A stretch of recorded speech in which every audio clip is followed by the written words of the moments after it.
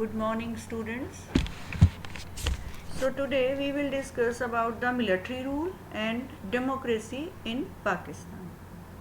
You know, the Pakistan separated from India on 14th August 1947. Earlier it was a part of India. And when Pakistan has framed its constitution, after that General Ayub Khan, he became the military ruler of Pakistan. It means military rule was established in Pakistan. And after that, what he has done? He got himself elected. In Pakistan, military rule and democracy came one by one. Sometimes there was military rule and sometimes there was democracy. After that, in 1966, General Yahya Khan, he revolted and democracy ended there and he took over the rule of Pakistan. What happened then in 1971? There was uprising in the eastern part of Pakistan. Students, you must know this thing that today's Bangladesh was a part of Pakistan up to 1971. In 1947, when Pakistan separated from India, there were two parts, East Pakistan and West Pakistan. Today's Bangladesh was known as East Pakistan.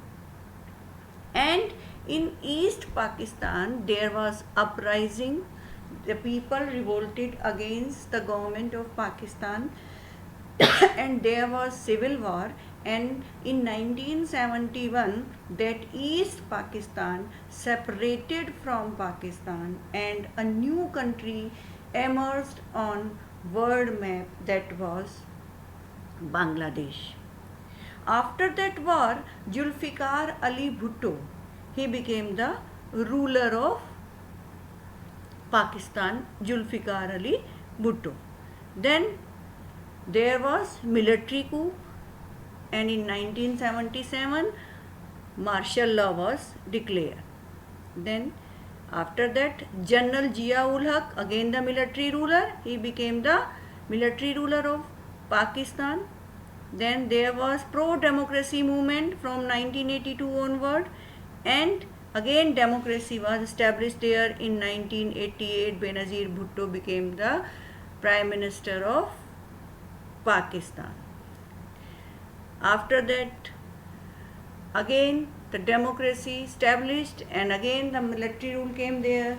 In 2001, General Pervez Musharraf, earlier he was ruling as military ruler, but in 2001 he got himself elected as the president. Means General Pervez Musharraf earlier ruling there as military ruler, but after some time he got himself elected as the president.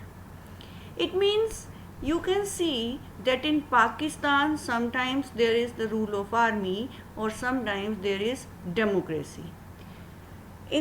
If we talk about the present situation, political situation of Pakistan, at that time there is democracy, but indirectly the army is ruling there.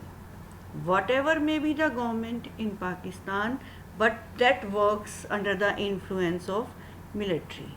So there may be the question that how can you say that military rule or democracy is not static in Pakistan? So this is the answer of this question, that democracy has not continued in Pakistan. This is the answer of how.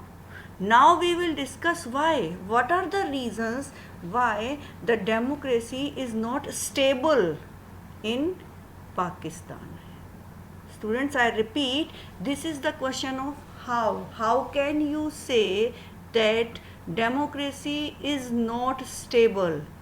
That means you have to give the timeline General Yahya Khan, Parvez Musharraf, or so on, so on. That is how.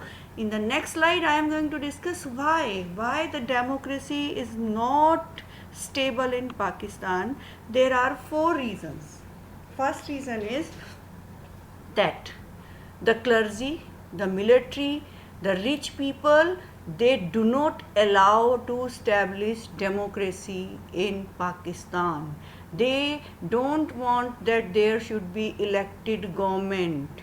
They want that there should be military government. So the first reason is that the society is dominated by military, clergy and rich people. The land owning aristocracy is there.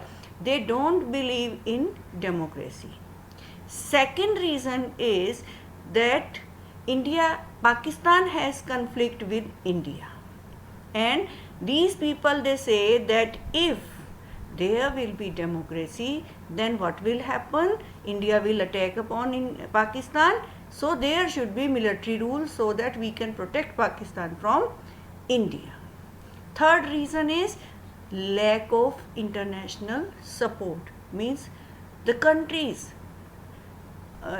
especially USA or other rich countries, they don't want that there should be peace and democracy in Pakistan. And fourth reason is that Pakistan is the home of terrorism, and those terrorists want that there should be military rule. They don't believe in establishment of democracy in Pakistan. So these are the 4 reasons, these are the 4 factors which do not allow democracy to be stable in Pakistan. So students, that's all for today. Tomorrow we will discuss about next country, that is Bangladesh.